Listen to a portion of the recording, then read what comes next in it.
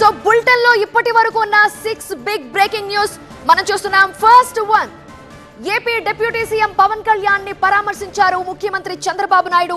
ఇటీవల శస్త్రచికిత్స చేయించుకున్న పవన్ కళ్యాణ్ ని హైదరాబాద్ లోని ఆయన నివాసానికి వెళ్లి పరామర్శించారు చంద్రబాబు.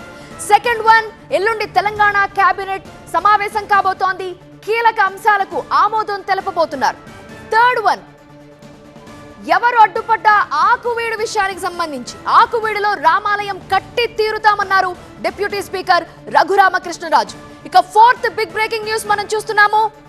ఇమేజ్ పెంచుకోవడానికి రఘురామకృష్ణరాజు రామాలయ అంశాన్ని వాడుకుంటున్నారని అన్నారు మాజీ ఐపీఎస్ పివి సునీల్. ఆయన ఇంకా ఏమన్నారు డీటెయిల్ గా తెలియాలంటే 7:30కి క్రాస్ ఫైర్ టీవీ9 లో ప్రసారం చేస్తున్నాం. Don't miss. ఇక ఫిఫ్త్ బ్రేకింగ్ న్యూస్ మనం చూస్తున్నాం. పంట కొనుగోళ్ల విషయంలో ఆందోళన వద్దు, ప్రభుత్వమే కొనుగోలు చేస్తుంది అన్నారు మంత్రి పొంగులేటి శ్రీనివాసరెడ్డి. ఇక last and final one, sixth big breaking news ఒక్కసారి చూద్దాం. సగం సగం ఆగమాగం, కాంగ్రెస్ పాలనలో ప్రజలు అసంతృప్తి పెరిగిపోయిందన్నారు BRS deputy floor leader Harish రావు.